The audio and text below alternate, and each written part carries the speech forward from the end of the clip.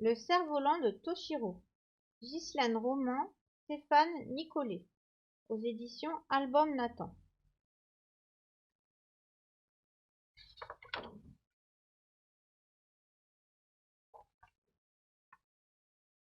Le cerf-volant de Toshiro. Toshiro franchit le portail qui s'ouvrait sur le parc, puis longea l'allée de sable. Derrière lui, grand-père Sato marchait lentement, les yeux sur ses sandales. « Tu vas voir, garçon, » dit le vieil homme. « C'est une belle journée pour essayer un cerf-volant. » Le matin même, ils avaient terminé l'objet, fait de papier tendu sur des tiges de bambou entrecroisées. C'était magnifique, d'un rose lumineux sur lequel se détachait un dragon émeraude, et Toshiro en était très fier. L'enfant s'arrêta à l'intersection des chemins qui sillonnaient le jardin. Il interrogea son grand-père du regard, et celui-ci approuva son choix. « Oui, ici ce sera parfait. » Toshiro s'éloigna et posa le cerf-volant bien à plat sur la mousse. « Arrange le ruban, » conseilla son grand-père. « S'il s'en mêle, tu sais ce qui arrivera. »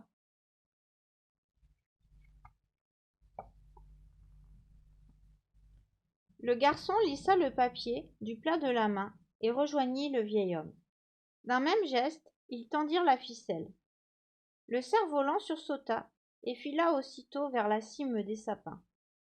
Toshiro riait aux éclats, tout à la joie de voir le ver de leur dragon se dessiner dans les airs.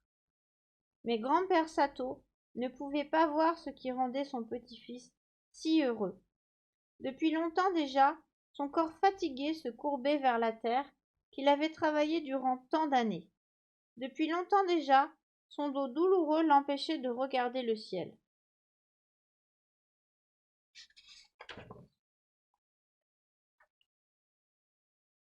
Toshiro prit alors la main du vieil homme et l'emmena vers un tronc couché dont on avait fait un banc.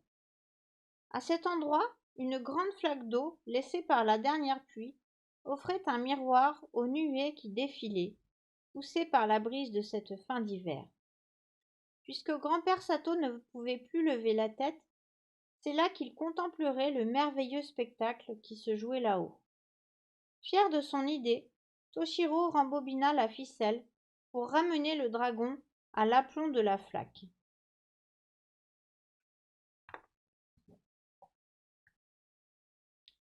Les yeux du vieil homme s'éclairèrent et un sourire apparut à travers la broussaille de sa barbe blanche. « Merci, garçon, merci, souffla-t-il. Il est beau, n'est-ce pas? Il prend bien le vent. » Toshiro acquiesça d'un signe de tête, juste de la tête, car Toshiro ne parlait pas. Les mots frappaient pourtant très fort dans son cœur, comme s'il demandait à s'en échapper, à rejoindre les mots des autres, ceux de sa famille, des livres que sa mère lui lisait, ou ceux, vifs et joyeux, des enfants qui jouaient plus loin dans le parc. Mais les siens restaient au plus profond de lui et ne franchissaient jamais ses lèvres.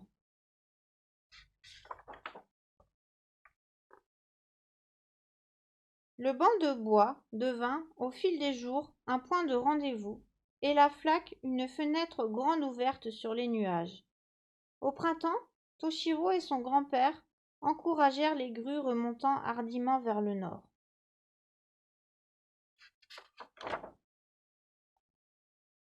Puis vinrent les chaleurs de l'été. Au grand désespoir de Toshiro, la flaque s'assécha. Grand-père Sato se résignait déjà à ne plus voir les arabesques du cerf-volant, et l'enfant découvrait dans les yeux du vieil homme une ombre de tristesse qu'il ne connaissait pas. Alors, une fois encore, Toshiro trouva comment redessiner un sourire sur le visage de son grand-père. Il emprunta un seau de bois au jardinier, le remplit à l'étang, et pour ranimer leur précieux miroir, en versa plusieurs fois le contenu au pied du banc.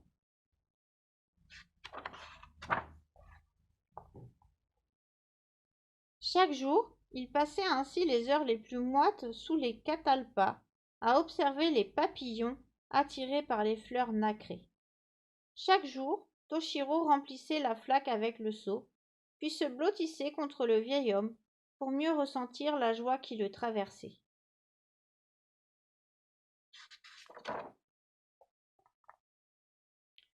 Plus tard, l'automne leur offrit les 1000 brins des érables.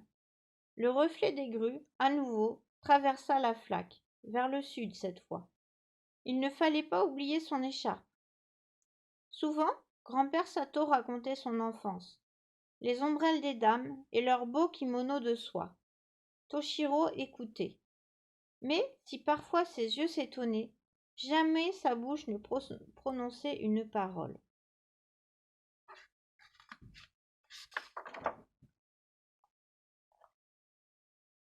Puis ce fut l'hiver.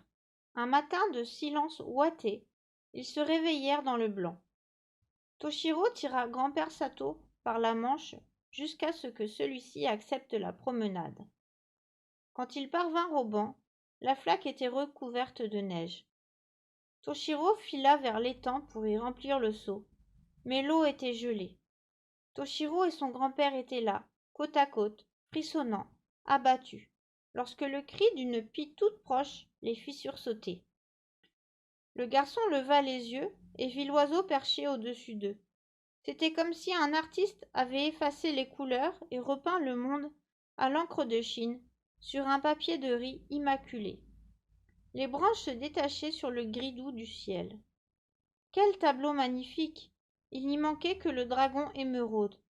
Mais à quoi bon le faire voler, pensait Toshiro, puisque son grand-père ne pourrait pas le voir.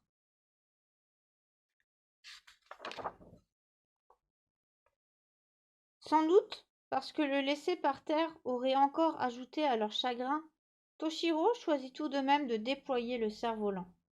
Il écarta lentement les bras, renversa la tête en arrière et ouvrit grand la bouche pour y recevoir la neige qui tourbillonnait. Et les pépites de glace réveillèrent les mots qui sommeillaient. « Comme c'est beau, grand-père !» chuchota-t-il à l'oreille du vieil homme. « Notre cerf-volant danse avec les flocons. »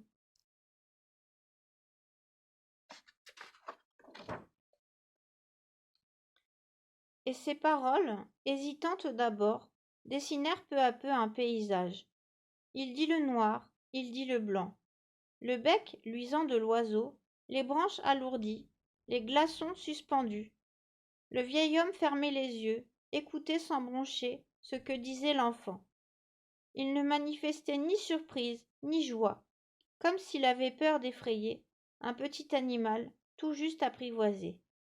Quand, bien plus tard, il se leva enfin, il prit la main de son petit-fils et murmura : « Tu vois, Toshiro, c'était encore une belle journée pour essayer un cerf-volant. » Et Toshiro répondit : « Oui. »